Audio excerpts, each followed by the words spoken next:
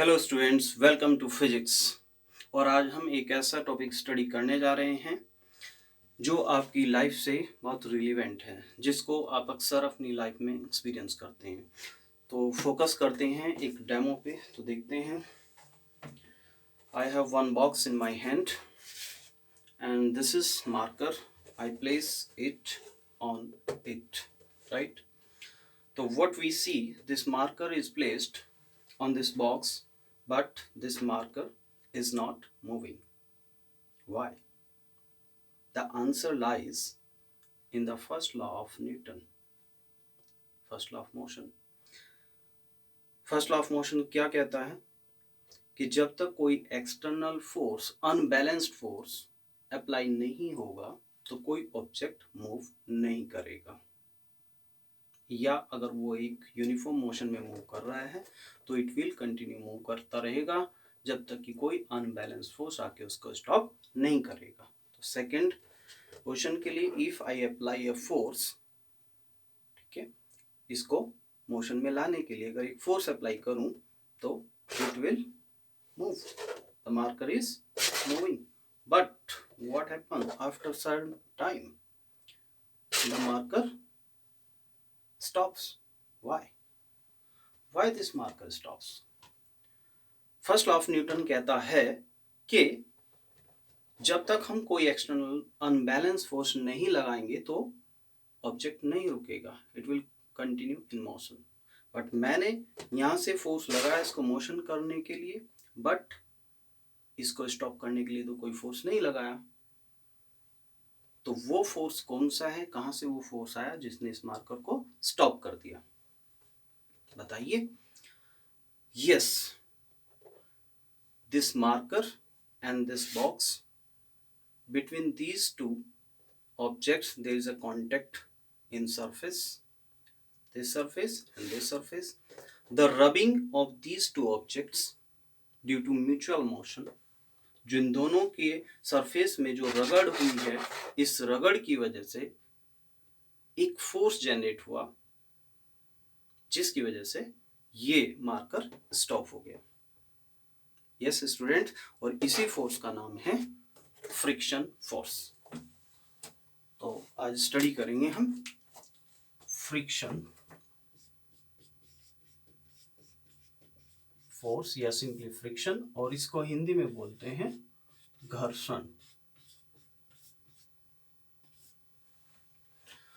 तो कोई दो ऑब्जेक्ट जब म्यूचुअल मोशन करने की कोशिश करते हैं या टेंड टू मूव, जस्ट उनमें से कोई ऑब्जेक्ट मूव करने वाला होता है या मूव करते हैं, तीनों केस में एक फोर्स उनकी कांटेक्ट सरफेस के बीच में लगता है जिसको हम घर्षण या फ्रिक्शन फोर्स बोलते हैं। जैसे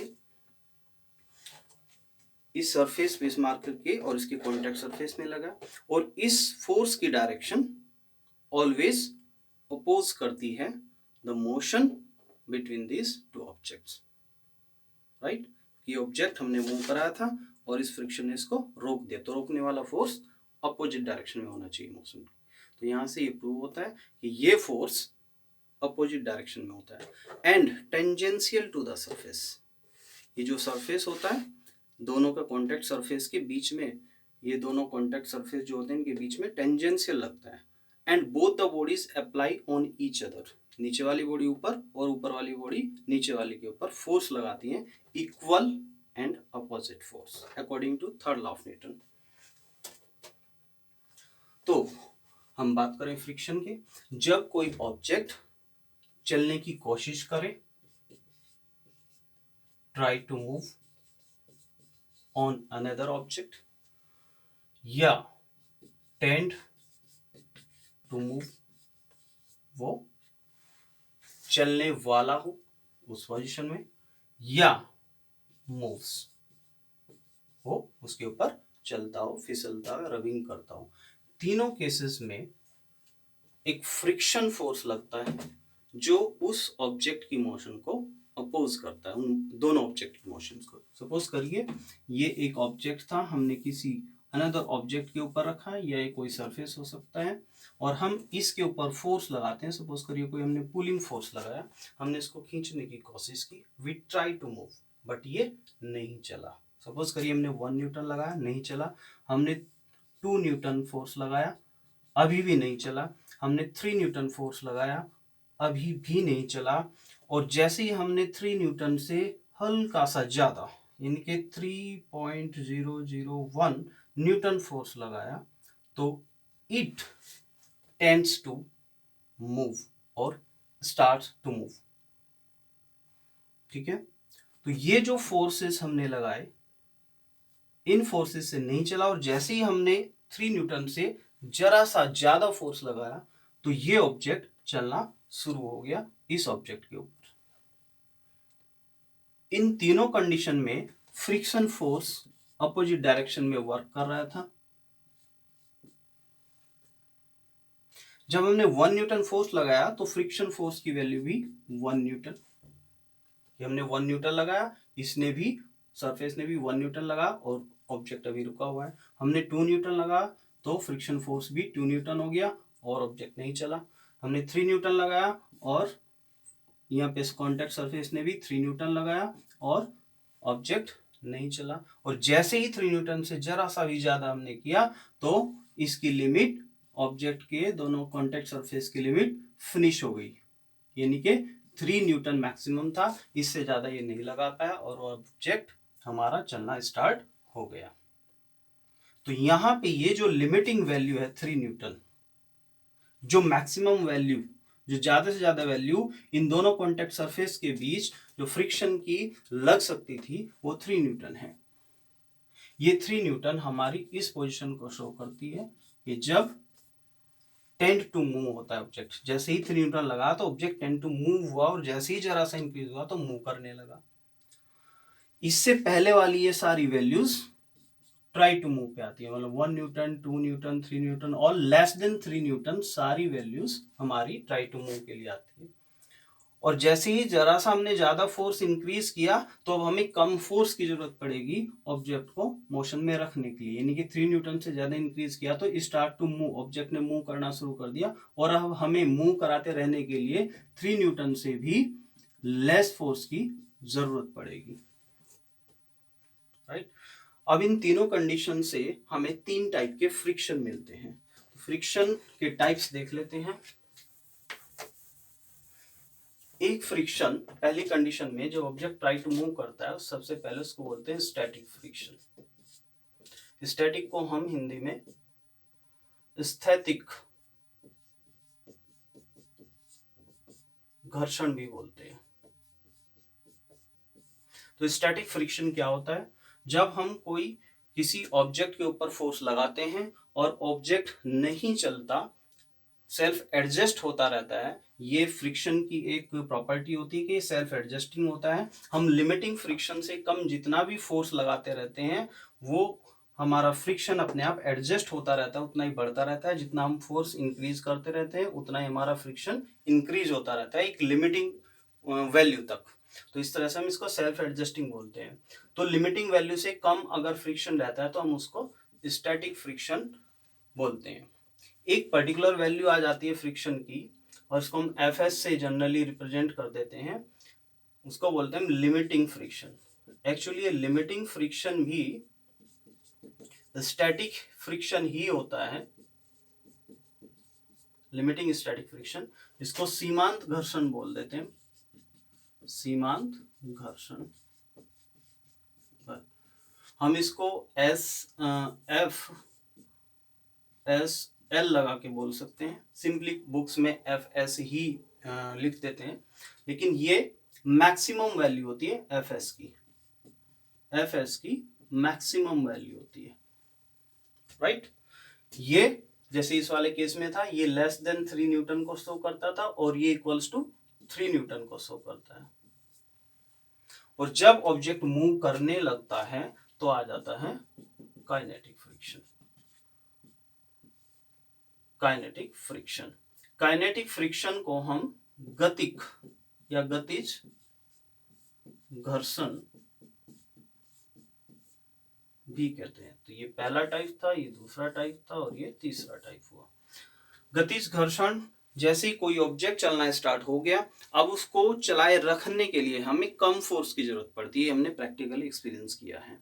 तो अब जो फोर्स, जो फ्रिक्शन लगेगा दोनों सरफेसेस के बीच में, उसको बोलते हैं हम गतिज घर्षण या kinetic friction.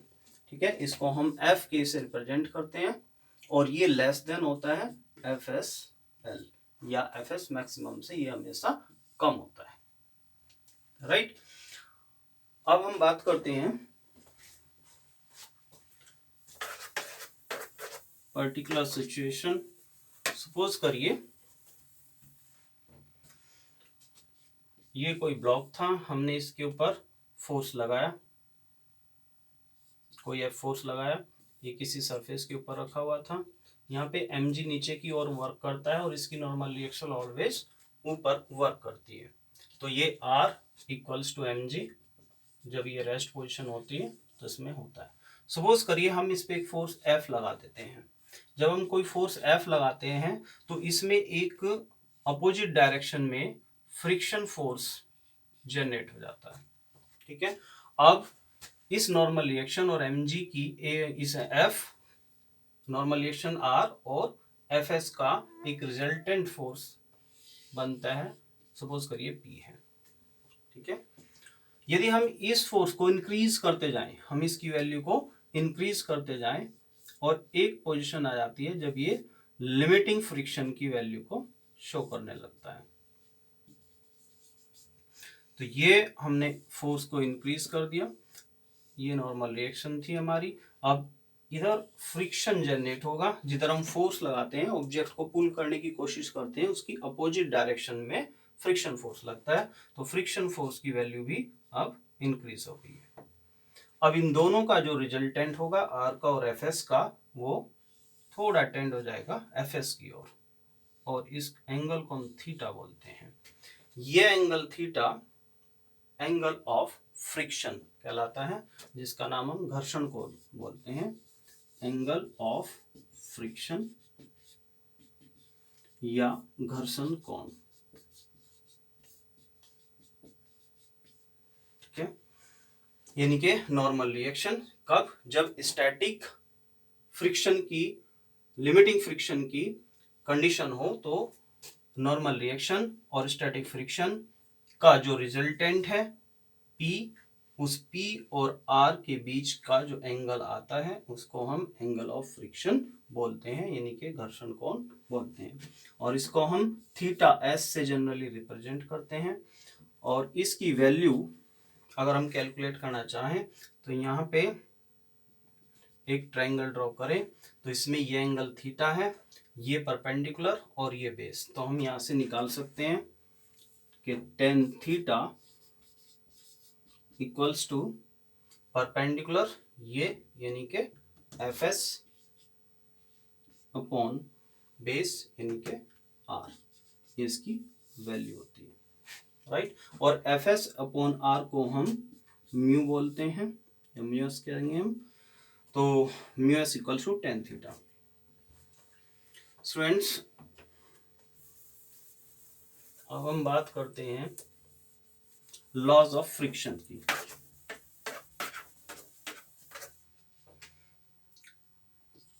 Laws of friction यानी कि घर्षण के नियम। क्या नियम होते हैं घर्षण के, वो नियम हम जानते हैं। तो स्टूडेंट्स, घर्षण के नियमों में जब स्थैतिक या लिमिटिंग फ्रिक्शन की बात करें हम, ये दोनों ये इसी में इंक्लूड हो जाती है, और एक काइनेटिक की थोड़ा थोड़ा सा डिफरेंस आता है। सबसे हम पहले बात करें, अगर लिमिटिंग की पोजीशन है, कुछ पॉइंट दोनों में सेम है और एक पॉइंट डिफरेंट आएगा। सबसे पहला पॉइंट है कि कोई भी फ्रिक्शन हो वो दोनों सरफेस के नेचर पे डिपेंड करता है। जो नेचर होती है सरफेस की वो कैसी है, स्मूथ है यानी कि चिकनी है या रफ है। अगर सरफेस स्मूथ होगा तो फ्रिक्शन लेस, और सरफेस अगर रफ है तो फ्रिक्शन ज्यादा होगा। सेकंड कंडीशन है कि फ्रिक्शन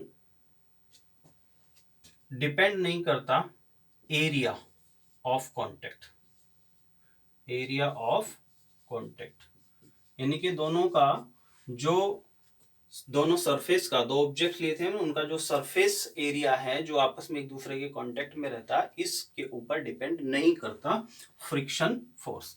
तो एरिया ऑफ कांटेक्ट पे डज नॉट डिपेंड, राइट। ये कम हो ज्यादा हो इससे फर्क नहीं पड़ता अगर नॉर्मल रिएक्शन सेम रहती है। उसके बाद में थर्ड कंडीशन है कि ये सेल्फ एडजस्टिंग होता है,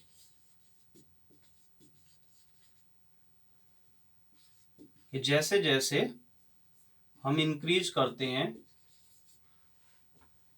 फोर्स अप्लाइड टू पुल और push that object to move on another object, तो ये सेल्फ एडजस्ट होता रहता है और लिमिटिंग वैल्यू तक इसकी वैल्यू इंक्रीज होती रहती है स्टैटिक फ्रिक्शन की। फोर्थ बात है कि ये टेंजेंशियल, इसकी डायरेक्शन जो होती है टेंजेंशियल होती है। मान लो एक ऑब्जेक्ट ये है, दूसरा ऑब्जेक्ट ये है, तो हमने फोर्स इधर लगाया तो दूसरा जो फ्रिक्शन फोर्स है इस डायरेक्शन में लगेगा, यानी कि दोनों का जो सरफेस है इसके टेंजेंट की डायरेक्शन में ऐसे ये फोर्स लगेगा, फ्रिक्शन फोर्स। ठीक है, अगर हम इधर फोर्स लगाते हैं तो टेंजेंट अगर हम ड्रॉ करें यानी कि कॉन्टेक्ट सरफेस पे वो डायरेक्शन होती है, तो ये टेंजेंशियल होता है डायरेक्शन में। एंड अपोजिट फोर्स हमने उधर लगाया पुल करने के लिए, मोशन करने के लिए, मान लो ऑब्जेक्ट की मोशन उधर हो रही है तो फ्रिक्शन अपोजिट डायरेक्शन में लगेगा। ऊपर वाला ऑब्जेक्ट नीचे वाले के ऊपर और नीचे वाला ऑब्जेक्ट ऊपर वाले के ऑब्जेक्ट के ऊपर फ्रिक्शन लगाता है अपोजिट डायरेक्शन में, तो डायरेक्शन जो होती है इसकी अपोजिट होती है, अपोजिट डायरेक्शन में ये वर्क करता है। ठीक है, अब बात करते हैं अगर ये लिमिटिंग फ्रिक्शन है उस तक वैल्यू फिक्स है, तो फिफ्थ पॉइंट में एफ एस इक्वल्स टू होता है, ये एफ एस प्रोपोर्शनल होता है नॉर्मल रिएक्शन, यानी कि जो नॉर्मल रिएक्शन आती है हमारी उसके प्रोपोर्शनल होता है हमारा फ्रिक्शन फोर्स, ये वाला फ्रिक्शन फोर्स इसके परपेंडिकुलर प्रोपोर्शनल। ये प्रोपोर्शनलिटी का साइन हटाते हैं, F S equals to mu S R, ये फॉर्मूला बन जाता है। ठीक है, और अगर यहाँ पे काइनेटिक फ्रिक्शन हो तो काइनेटिक यानी कि मोशन में हो ऑब्जेक्ट तो एफ के प्रोपोर्शनल हो जाएगा आर, के फॉर काइनेटिक, और F K will be equals to mu K R, ये फॉर्मूला तब यूज करेंगे, राइट। ये कोफिशिएंट ऑफ स्टैटिक फ्रिक्शन और mu K coefficient of kinetic friction. तो अब एक एग्जांपल ले लेते हैं और समझने के लिए इसमें सपोज करिए एक बॉडी है वो किसी सरफेस के ऊपर रखी हुई है, हम इस पे एक फोर्स अप्लाई करते हैं एफ, सपोज करिए वो 2.5 न्यूटन है। ऑब्जेक्ट है, इसका मास 2 kg है, इसमें कोफिशिएंट मास 2 kg है और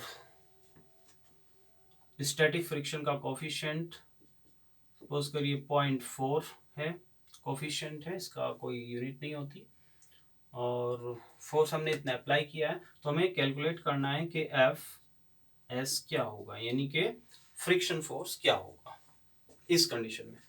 तो सबसे पहले हम डायग्राम ड्रॉ करते हैं कि इसमें एम जी नीचे की ओर वर्क करेगा, ये क्वेश्चन है, और नॉर्मल रिएक्शन ऊपर की ओर वर्क करेगी। जब हम फोर्स एफ अप्लाई करते हैं तो इसकी अपोजिट डायरेक्शन में एट द टेंजेंट सरफेस एक फोर्स एफ एस अप्लाई होगा अपोजिट डायरेक्शन में, राइट।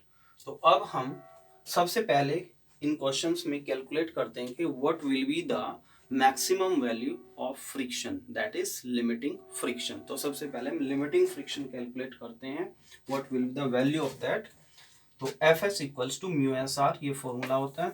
तो हम यहाँ पे एफ एस मैक्सिमम वाला निकालते हैं, तो क्या आएगी, एफ एस का फॉर्मूला होता है म्यू एस आर, और म्यू एस की वैल्यू यहाँ पे क्या आती है 0.4 into R, R equals to आएगा mg। जब ये रेस्ट पोजिशन में, अभी हमने फोर्स लगाया, मूव नहीं कर रहा है ऑब्जेक्ट, तो आर इक्वल्स टू mg, तो यहाँ पे आ जाएगा mg, आर की जगह पे mg, और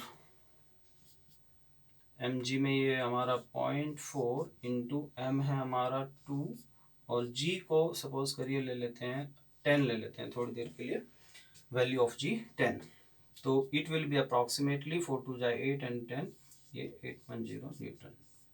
ठीक है, जो हमारा F मैक्सिमम आया है वो 8 न्यूटन आया है, लेकिन हमने फोर्स अप्लाई किया है 2.5 न्यूटन, तो what will be the value of friction force.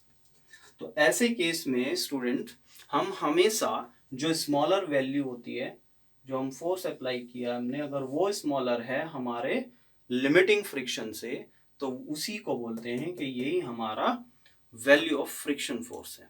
क्योंकि हमने भी पढ़ा था कि ये फोर्स सेल्फ एडजस्टिंग होता है। जब तक लिमिटिंग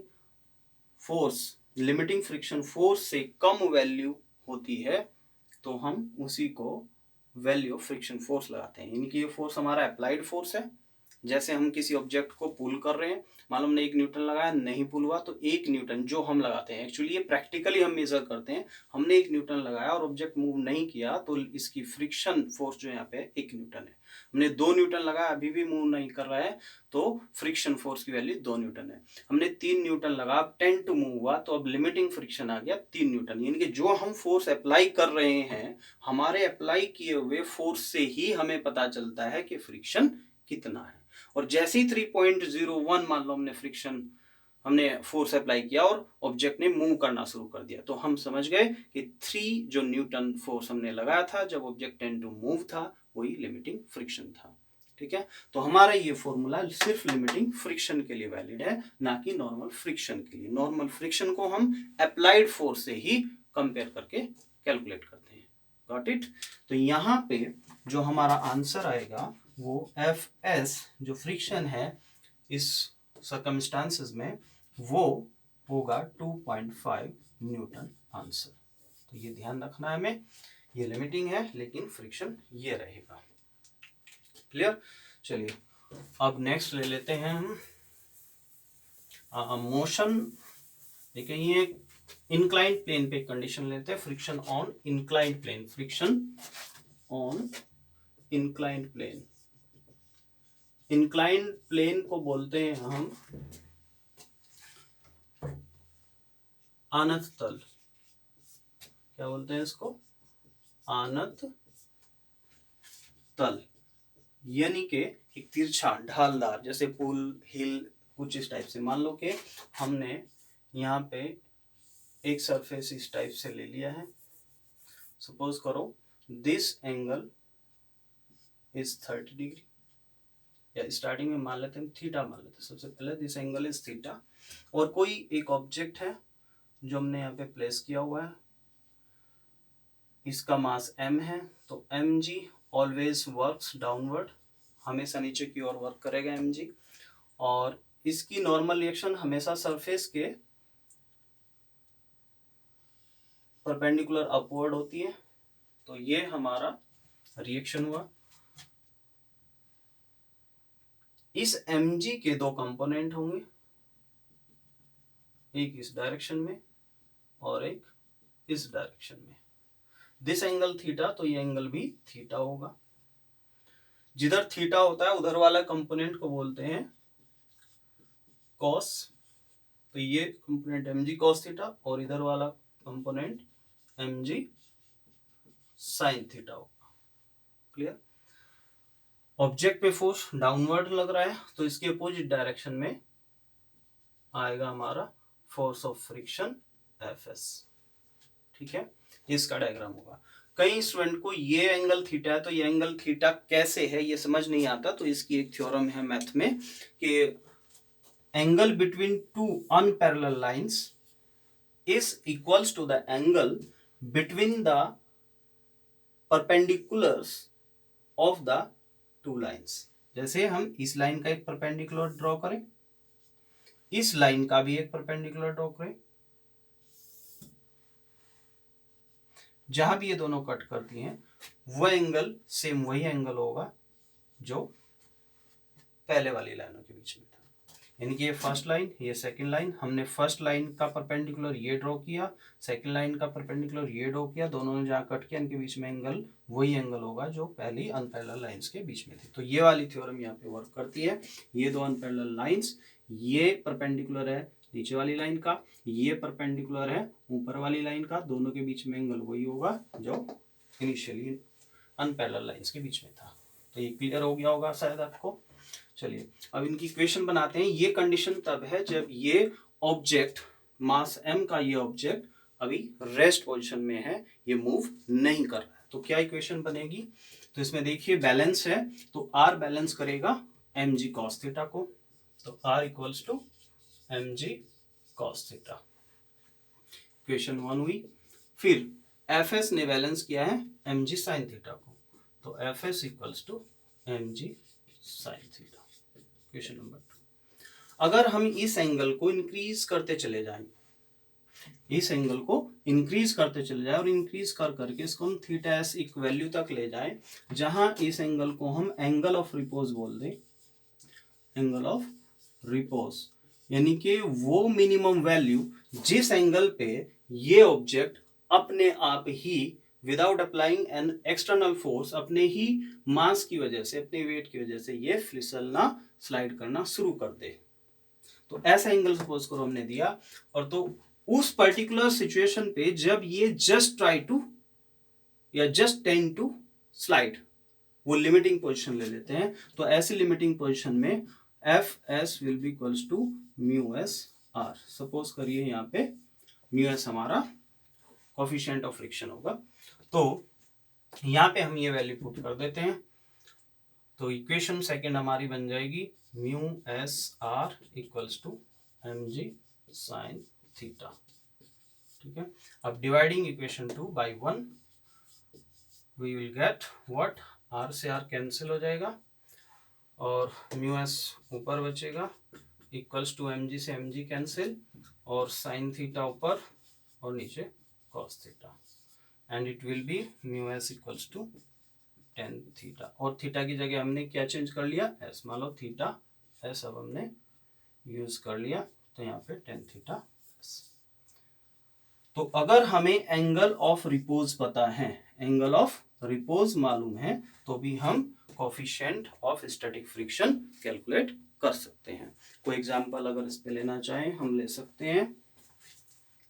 सपोज करिए एक ऑब्जेक्ट है जिसका मास 2 kg है, मान लो कोफिशिएंट ऑफ फ्रिक्शन 0.7 और एंगल सपोज करिए ये 30 डिग्री है। तो हमें कैलकुलेट करना है कि फ्रिक्शन क्या होगा, फ्रिक्शन फोर्स क्या होगा, कैलकुलेट करें। तो हम यही दो इक्वेशन यूज कर लेंगे।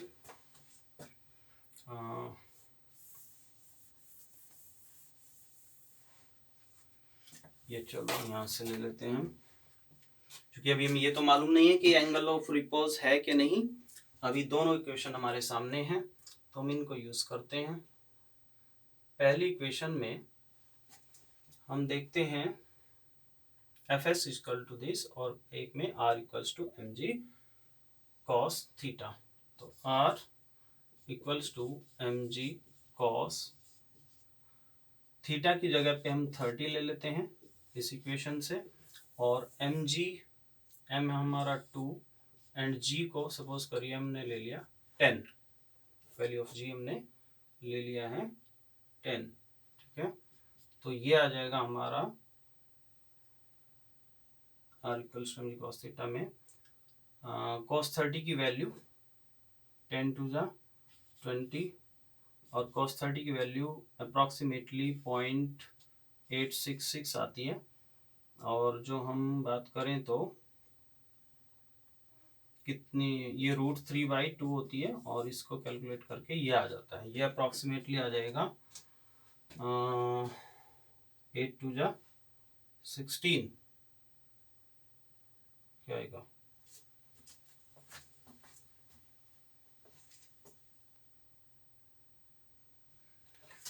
तो यहाँ पे आर की वैल्यू ये आएगी।